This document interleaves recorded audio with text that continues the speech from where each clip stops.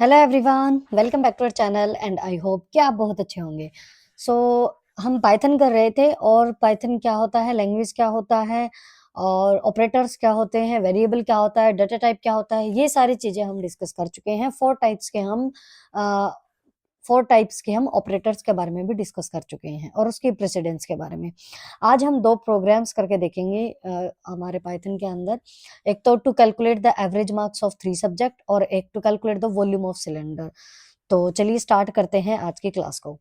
First है हमारा to calculate the average marks of 3 subject. सबसे पहले हम ये डिस्कस कर लेते हैं एवरेज क्या होता है और जब हम कैलकुलेट करेंगे एवरेज किन्हीं भी 3 सब्जेक्ट्स का, उसके लिए फॉर्मूला क्या होता है और वेरिएबल हमें क्या-क्या लेने हैं। ठीक है? देखो एवरेज क्या होता है, मान लो हमारे पास कोई भी 2-3 नंबर हैं जैसे 3, 4, 5, अगर हम इनका एवरेज निकालेंगे, तो एवरेज अगर ओड में है, तो जैसे एक ये इधर से कट जाएगा, एक इधर से, तो जो बीच वाला नंबर होता है ना, वो हमारा एवरेज आ जाता है। ठीक है?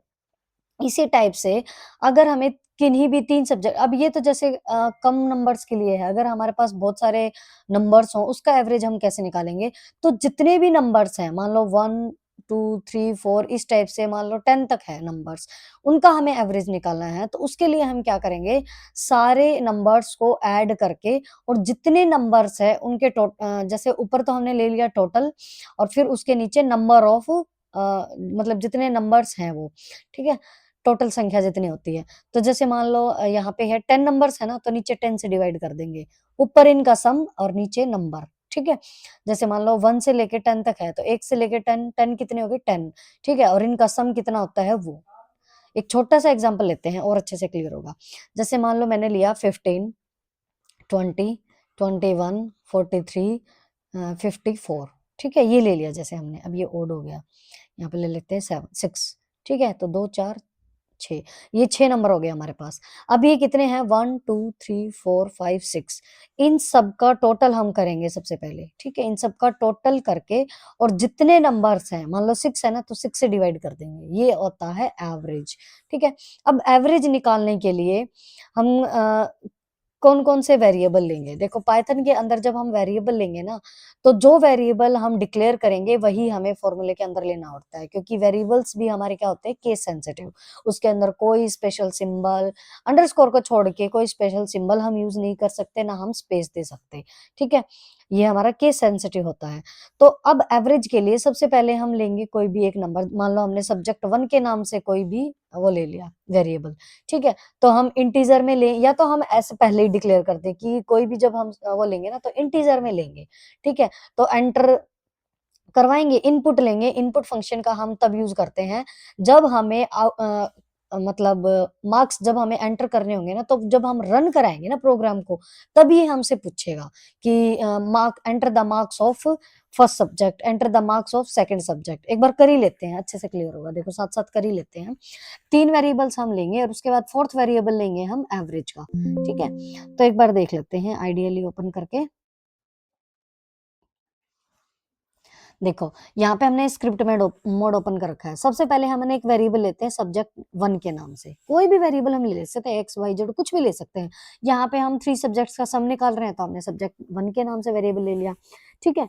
तो अब हमने सब्जेक्ट 1 के नाम से लिया और इंट में लिया। इंट वैसे हमें लिखने की ज़रूरत तो नहीं होती, लेकिन मतलब हम इसलिए डिक्लेयर कर रहे हैं क्योंकि अगर हम फ्लोट में डालेंगे ना, तो वो हमें एरर शो कर देगा। हमें फ्लोट में नहीं चाहिए, सारे मार्क्स हमारे इंट में हैं, इंटीजर में हैं, तो वो हम इंटीजर में ही वो करेंगे।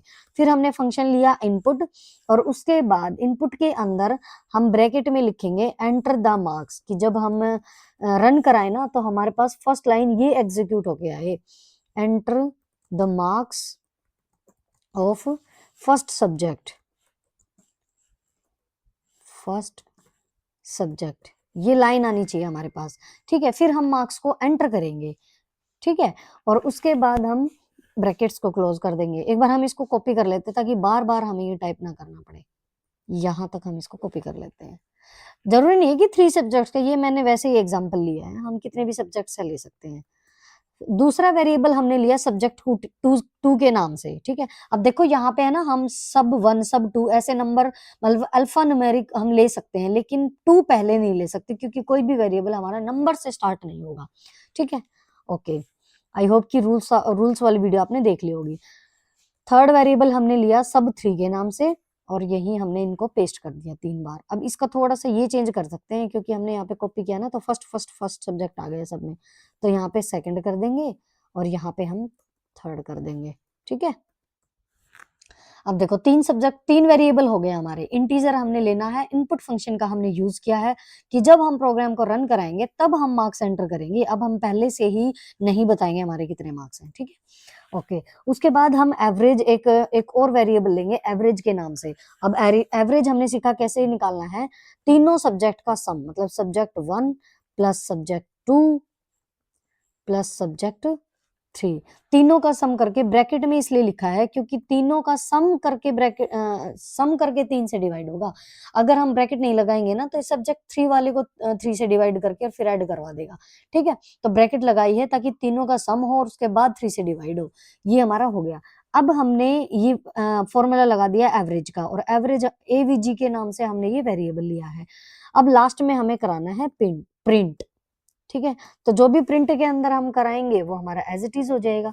तो प्रिंट में हम मतलब टाइप कराएंगे एवरेज ऑफ 3 सब्जेक्ट्स या एवरेज ऑफ मार्क्स, कुछ भी लिख दो सीधा ही।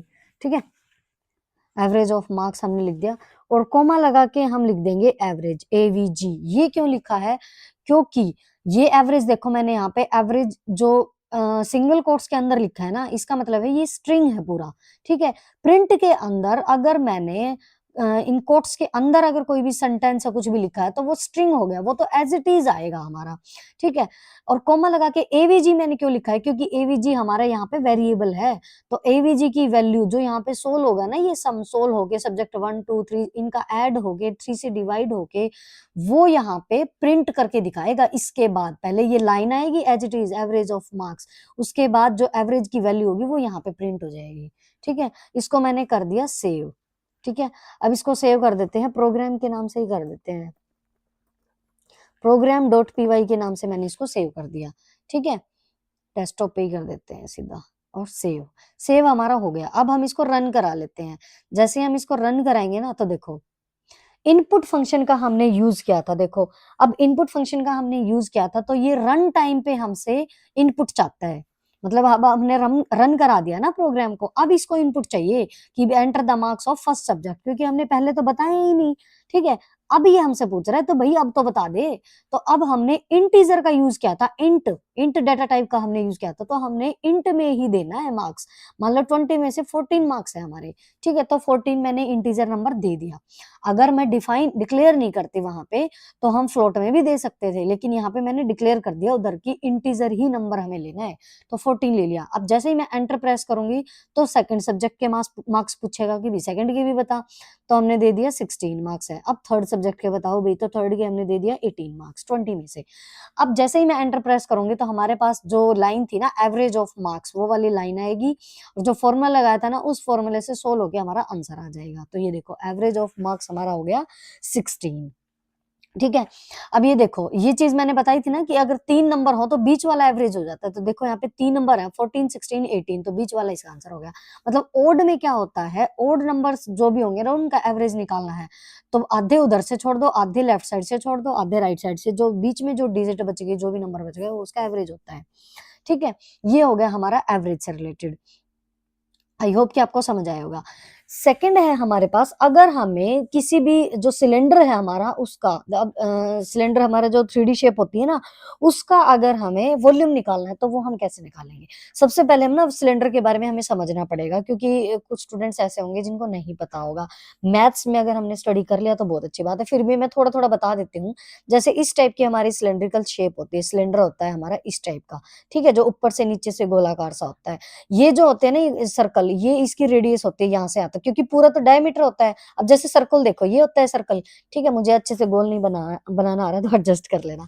ठीक है, ये पूरा हमारा सर्कल हो गया। और अगर हम पूरा यहाँ से लेकर यहाँ तक बीचों बीच अगर लाइन खींचते हैं, सेंटर के बीचों से अगर निकलती है तो ये होता है डायमीटर। और डायमीटर का हाफ क्या होता है हमारे पास, रेडियस। ठीक है, तो इसी टाइप से जो ये सिलेंडर होता है ना, सिलेंडर का ये सेंटर से लेके यहाँ तक ये क्या होगा हमारा रेडियस। ठीक है, ये रेडियस होती है, और इस सेंटर से इस सेंटर तक ये वाला ले लो, चाहे यहाँ से यहाँ तक कुछ भी ले लो, ये होती है हाइट सिलेंडर की। ठीक है, ये होती है सिलेंडर की हाइट। हो गया। अब इसका जो वॉल्यूम का फॉर्मूला होता है ना, वो होता है pi R square H, pi R square और एच। ठीक है, pi R square H. Pi R square H में क्या मतलब, पाई की वैल्यू हमें पता ही है 22/7 होती है। आर हमारे पास, जैसे मान लो कोई भी आर की वैल्यू तो कुछ भी ले लो, मान लो यहाँ पे 7 ले लिया हमने, तो 7 × 7, और यहाँ पे मान लो 2 होगी, 2 नहीं, 2 तो ज्यादा, 22 मान लो इसकी हाइट हो गई। ठीक है, तो 7 से 7 कट जाएगा, फिर इनके मल्टीप्लाई होके जो आंसर आएगा वो हमारा जाएगा वॉल्यूम। ठीक है, तो सिलेंडर ये होता है, इस टाइप से शेप, ये 3D शेप होती है। ठीक है, अब मान लो कोई भी क्वेश्चन हमारा इस टाइप से आता है ना, तो सबसे पहले हमें ये सोचना होता है, मान लो अगर जो चीज हमें कैलकुलेट करनी है ना, क्या हमें उसका फॉर्मूला पता है? अगर हमें इसका फॉर्मूला पता है, फिर उसके बाद हम सोचेंगे कि हमें क्या क्या वेरिएबल लेने हैं।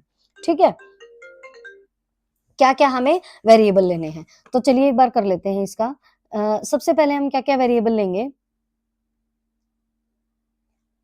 स्क्रिप्ट मोड ओपन करेंगे ना, मैं इसको हटा देती हूँ एक बार, ये तो हमारा हो गया एवरेज। तो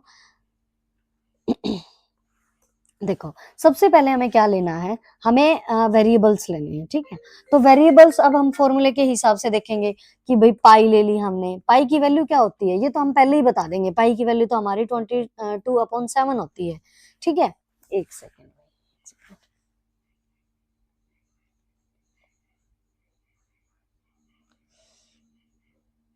एक सेकेंड।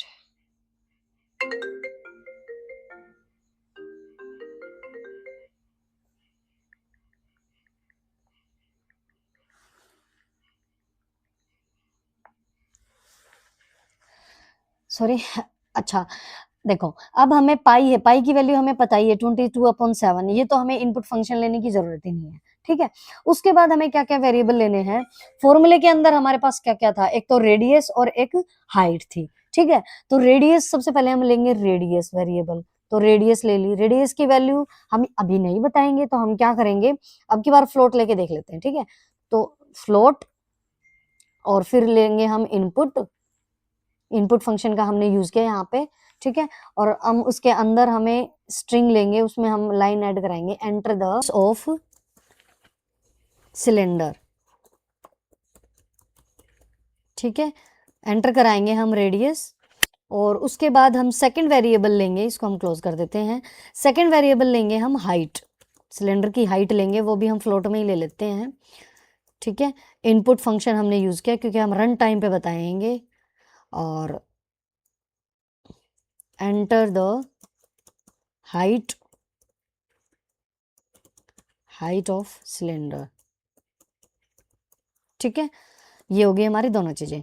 अच्छा, अब हमें एक और वेरिएबल लेना है, क्या वेरिएबल, वॉल्यूम के नाम से, क्योंकि हमें वॉल्यूम निकालना है, तो वॉल्यूम के नाम से हमने वेरिएबल लिया, और फॉर्मूला अप्लाई करना है वॉल्यूम का। वॉल्यूम का फॉर्मूला क्या होता है, पाई आर स्क्वायर एच, तो पाई इंटू आर, मतलब आर तो हमने लिया नहीं ना, रेडियस लिया है आर की जगह, तो ये चीज हमें ध्यान रखनी है यहाँ पे, ये चीज बिल्कुल ध्यान रखने की है। देखो यहाँ पे हमने ना, अगर खाली हम आर लेते हैं ना वेरिएबल, तो यहाँ पे खाली pi into R into H कर देते हैं, क्योंकि फॉर्मूला हमारा पाई आर स्क्वायर एच होता है। बट यहाँ पे वेरिएबल हमने रेडियस लिया है, तो वॉल्यूम, यहाँ पे जब हम वॉल्यूम वेरिएबल ले रहे हैं और फॉर्मूला अप्लाई कर रहे हैं, तो यहाँ पे जो वेरिएबल लिया है वही एज इट इज हमें लेना होगा, अदरवाइज एरर शो कर देगा। ठीक है, तो pi R square H, pi radius into radius, क्योंकि आर स्क्वायर है ना 2 बार, और इंटू में हाइट, इंटू हाइट। ठीक है, ये हमारा हो गया वॉल्यूम। अब हम कराएंगे प्रिंट, फॉर्मूला हमारा अप्लाई हो गया, अब हमें चाहिए प्रिंट के अंदर, प्रिंट में हम लाइन एंटर कराएंगे, volume of cylinder, volume of, एक सेकेंड, वॉल्यूम ऑफ सिलेंडर। ठीक है, वॉल्यूम ऑफ सिलेंडर, और इसमें हम फिर कोमा लगा के क्या लिखेंगे, वॉल्यूम, क्योंकि जो वेरिएबल हमने लिया ना वॉल्यूम, उसका उसकी वैल्यू आएगी यहाँ पे। हमने इसको कर दिया सेव, और अब हम इसको करा लेते हैं रन। फ्लोट में देनी है अब की बार हमें, क्योंकि हमने फ्लोट लिया है, तो इससे अभी हमसे पूछ रहा है enter the radius cylinder. Radius हम मान लो कुछ भी ले लेते हैं, जैसे मैंने ले ली रेडियस इसकी 12। ठीक है, 12.1, ऐसे कुछ करके एंटर प्रेस किया। उसके बाद हाइट हमें बतानी है, तो हाइट हमने मान लो ले ली 15.6, ठीक है। तो हमारे पास वॉल्यूम आ जाएगा सिलेंडर का 78.27 करके कुछ, ठीक है। तो ये हमारे 2 प्रोग्राम थे जो हमने रन करा के देखे। कुछ और प्रोग्राम्स भी हम करेंगे, ठीक है, ताकि अच्छे से क्लियरिटी आ जाए कि ये वेरिएबल कैसे लेते हैं। क्योंकि अगर हमें फॉर्मूला पता है, कुछ भी चीज़ अगर हमें कैलकुलेट करनी है तो उसका हमें पता होना चाहिए कि क्या फॉर्मूला था, और उस फॉर्मूले के हिसाब से ही फिर हमें वेरिएबल लेने हैं। तो देखो इस फॉर्मूले के हिसाब से हमने वेरिएबल लिए थे, पाई नाम से वेरिएबल लिया था, उसकी वैल्यू तो हमने सीधी बताई दी थी कि 22/7 होती है। फिर रेडियस के नाम से लिया, आर भी ले सकते थे, खाली कोई प्रॉब्लम नहीं है, आर नाम से वेरिएबल ले सकते थे, बट हमने रेडियस लिया। उसके बाद एक वेरिएबल हमने हाइट के नाम से लिया, फिर एक वेरिएबल हमने वॉल्यूम के नाम से लिया, फिर उसके अंदर वॉल्यूम वेरिएबल के अंदर हमने फॉर्मूला लगा दिया और फिर वो प्रिंट करा दिया प्रिंट फंक्शन का यूज करके, ठीक है। तो ये 2 फंक्शन थे, आई होप सॉरी ये 2 प्रोग्राम्स थे, आई होप कि आपको समझ आए होंगे। वीडियो को लाइक शेयर जरूर कर देना और चैनल को सब्सक्राइब कर लेना, आगे की वीडियोज के लिए बेल आइकन प्रेस कर लेना। So thank you so much, bye bye and take care.